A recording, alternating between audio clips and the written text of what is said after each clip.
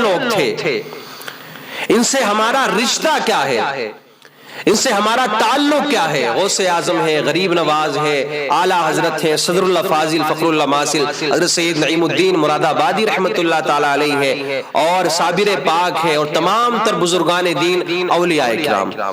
ان سے ہمارا کیا رشتہ ہے؟ ان کو یاد کریں تو ان کے خاندان والے یاد کریں، پریوار والے یاد کریں، ان کے رشتہ دار یاد کریں، جو اب تک نسل چلتی آ رہی ہے وہ ان کو یاد کریں، وہ ان کے لیے اہتمام کریں۔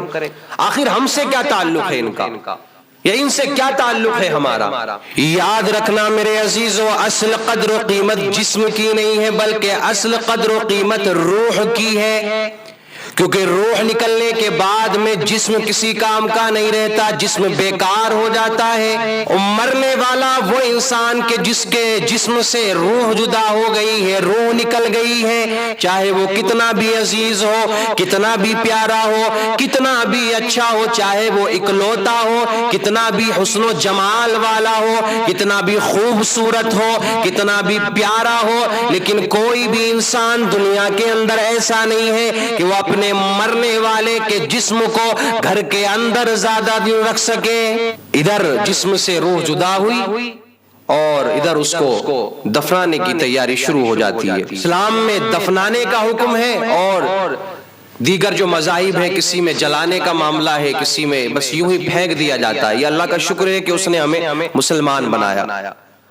لیکن یاد رکھنا میرے عزیزو، چاہے مسلمان ہو، چاہے ہندو ہو، چاہے بدھسٹ ہو، چاہے عیسائی ہو، یا کسی بھی مذہب کا ماننے والا ہو، مرنے کے بعد میں اپنے گھر والے کے جسم کو، اس کی ڈیڈ باڈی کو اپنے گھر کے اندر نہیں رکھتا، بلکہ فوراً اس کے دفن کی تیاری شروع ہو جاتی ہے۔ جس مذہب میں جلانے کا معاملہ ہے اس میں جلانے کی تیاری شروع ہو جاتی ہے، جس مذہب میں یوں ہی پھینک دیا جاتا ہے اس میں جلدی سے پھینکنے کی تیاری شروع ہو جاتی ہے۔ کہتے ہیں نا فوراً تیاری کرو۔ اب اس جسم کا کیا ہوگا؟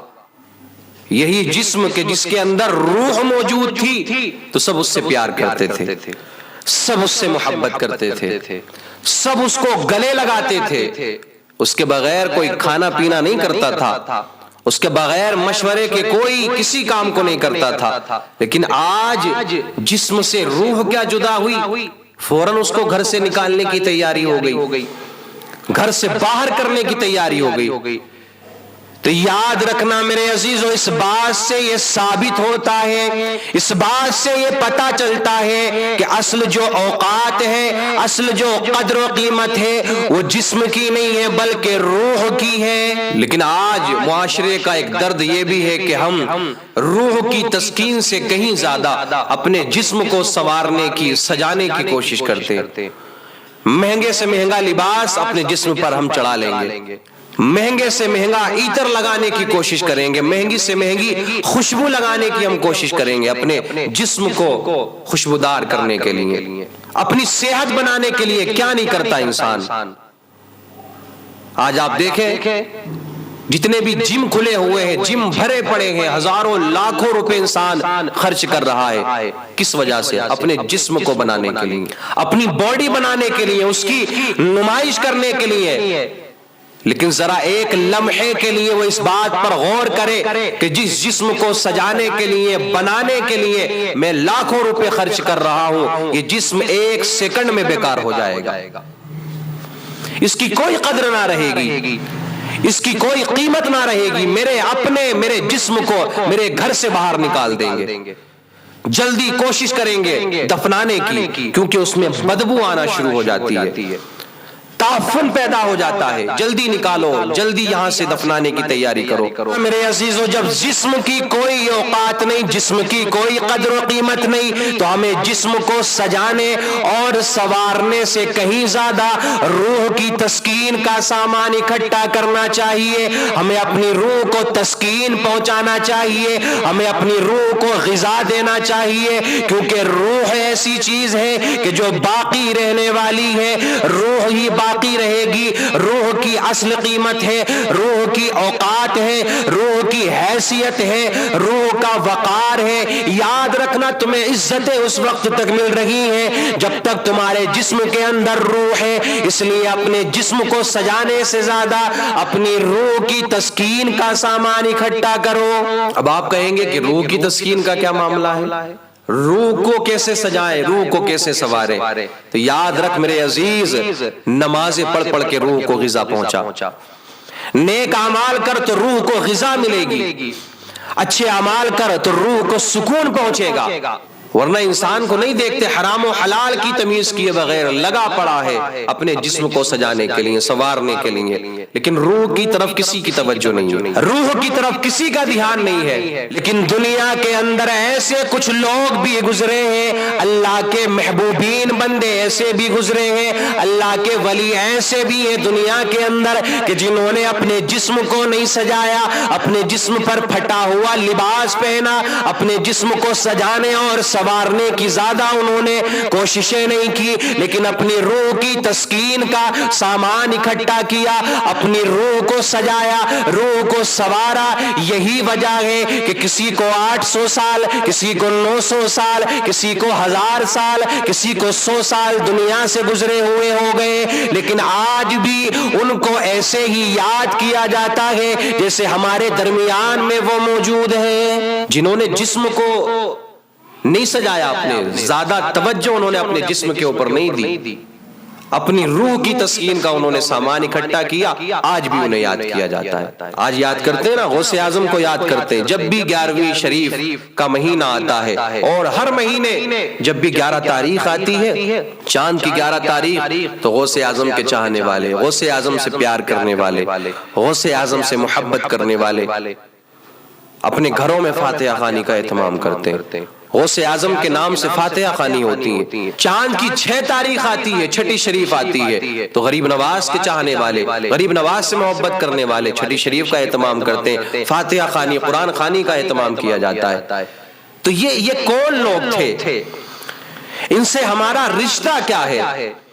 ان سے ہمارا تعلق کیا ہے؟ غوث اعظم ہے، غریب نواز ہے، اعلیٰ حضرت ہیں، صدر اللہ فاضل فخر اللہ ماسل حضرت سید نعیم الدین مراد آبادی رحمت اللہ تعالی علیہ ہے، اور صابر پاک ہے، اور تمام تر بزرگان دین، اولیاء کرام۔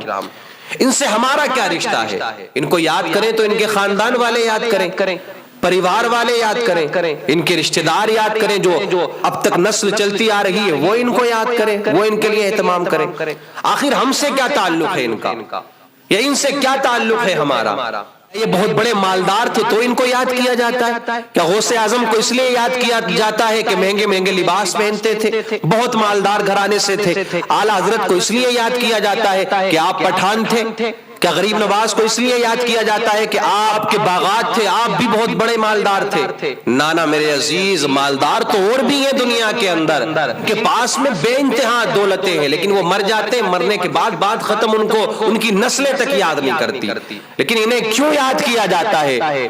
تو یاد رکھنا میرے عزیزو، ان لوگوں کو اسی لیے یاد کیا جاتا ہے کہ انہوں نے دنیا کو چھوڑنے کے بعد میں اللہ کا قرب حاصل کر لیا، اللہ کے محبوبین بندے بن گئے۔ اور یاد رکھنا میرے عزیزو، جب اللہ اپنے کسی بندے کو چن لیتا ہے، اپنا محبوب بنا لیتا ہے، اپنا پیارا بنا لیتا ہے، تو حضرت جبرائیل معلم الملائکہ، مدرس الملائکہ، حضرت جبرائیل کو حکم دیتا ہے، اے جبرائیل جاؤ آسمانی دنیا میں اور زمینی دنیا کے اندر اعلان کر دو، اور تمام مخلوق سے بتا دو کہ جاؤ اللہ کو اپنے فلاں بندے سے پیار ہو گیا ہے، اے آسمان والو تم بھی اس سے پیار کرو، اے زمین والو تم بھی اس سے پیار کرو، اے انسانو تم بھی اللہ کے اس بندے سے پیار کرو۔ جب اللہ رب العزت حضرت جبرائیل کو حکم دیتا ہے، حضرت جبرائیل اعلان کر دیتے ہیں، ندا کرتے ہیں ساری دنیا کے اندر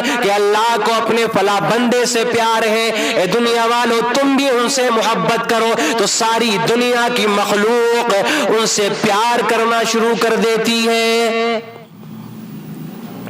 یہ اللہ نے رشتہ جوڑا ہے ہمارا، اللہ نے ہمارا کنیکشن یہ جوڑا ہے اپنے محبوبین بندوں سے۔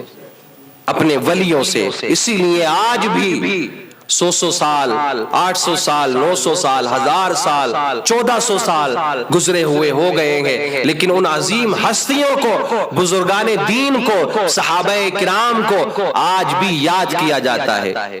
بڑی محبت کے ساتھ میں، پیار کے ساتھ میں ان کا نام لیا جاتا ہے، ان کے نام سے لنگروں کو تقسیم کیا جاتا ہے. میرے عزیزوں، بتانے کا مقصد یہی ہے. لوگ کہتے ہیں نا کیوں مناتے ہو 11ویں شریف، کیوں مناتے ہو چھٹی شریف، کیوں یہ ولیوں کے عرس مناتے ہو، کیا ملتا ہے اس سے؟ اور یاد رکھ، تو نہیں مناتا تو تجھے کچھ حاصل نہیں ہوتا ہے، لیکن جو عاشق اولیاء اللہ ہیں، جو ولیوں سے محبت کرنے والے ہیں، ان سے جا کر کے پوچھ کے 11ویں منانے کا صلہ کیا ملتا ہے، چھٹی منانے کا کیا صلہ ملتا ہے، ولیوں کے نام سے پیسہ خرچ کرنے کا کیا صلہ ملتا ہے.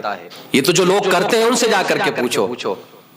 لیکن ایک بات میں اور آپ کو بتا دینا چاہتا ہوں، صرف ایسا نہیں ہے کہ جب بھی 11ویں آئی یا چھٹی شریف آئی یا کسی اللہ کے ولی کے عرس کا موقع آیا تو ہم نے انہیں یاد کر لیا. ان کی تعلیمات کو بھی دیکھیں، ان کی تعلیمات پر بھی عمل کرنے کی کوشش کریں، ان کی تعلیم کو اپنے اندر اتار لیں. میرے عزیزو، تب کہیں جا کر کے آپ کو بینیفٹ ملے گا، فائدہ ملے گا کہ ہاں غوث اعظم کی کیا تعلیمات تھی، غریب نواز کی کیا تعلیمات تھی، اعلیٰ حضرت نے کیا تعلیم دی ہے، اور دیگر اولیاء کرام کیا تعلیم دے کر کے گئے ہیں. یاد رکھنا میرے عزیزو، اگر آپ نے ان کی تعلیمات پر عمل کر لیا تو دنیا بھی کامیاب اور آخرت بھی کامیاب ہو جائے گی. جس طریقے سے ان اللہ کے ولیوں نے دنیا سے کوئی تعلق نہیں رکھا، بس اللہ اللہ کرتے گئے، راتوں دن اللہ کی بارگاہ میں سجدے کرتے گئے، اللہ کی تسبیح، اللہ کی حمد بیان کرتے گئے. یاد رکھنا میرے عزیزو، اگر آپ بھی اللہ کے محبوب بندے بننا چاہتے ہو، اللہ کا قرب حاصل کرنا چاہتے ہو، اللہ کے مقرب بندے بننا چاہتے ہو،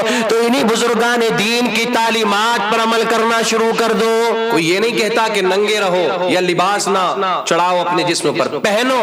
اللہ نے حلال روزی آپ کو عطا فرمائی ہے، اس کو حاصل کرو، اور کھانا پینا بھی کرو، اپنے لباس بھی اچھا پہنو. لیکن یاد رکھیں میرے عزیزو، اپنی روح کو نہ بھولو، روح کو بھی غذا دیتے رہو، روح کا سامان بھی اکٹھا کرتے رہو، کیونکہ ہم بارہا یہ بتا چکے ہیں کہ اصل قیمت روح کی ہے، جسم کی کوئی قیمت نہیں، جسم کی کوئی قدر نہیں. کوئی کتنا بھی موٹا ہو، کوئی کتنا دبلا ہو، یا کتنا بھی مالدار ہو، کتنا بھی غریب ہو، کتنا بھی بہادر ہو، بڑے سے بڑا پہلوان کہ جب اس کے جسم سے روح جدا ہو جاتی ہے تو وہ اپنے ہاتھ سے ایک بوند پانی نہیں لے سکتا، اپنے ہاتھ کو ہلا نہیں سکتا، اپنے جسم کو ہلا نہیں سکتا، کہ جس کی طاقت سے محلے کے اور گاؤں کے اور علاقے کے لوگ کانپا کرتے تھے، جس کے جسم کی ہیبت کا یہ عالم تھا کہ لوگ اس سے دور بھاگا کرتے تھے اس کے ڈر کی وجہ سے. آج وہ دوسرے کا محتاج ہو گیا ہے، کیونکہ جسم کی کوئی اوقات نہیں، جسم کی کوئی قدر نہیں، جسم کی کوئی حیثیت نہیں.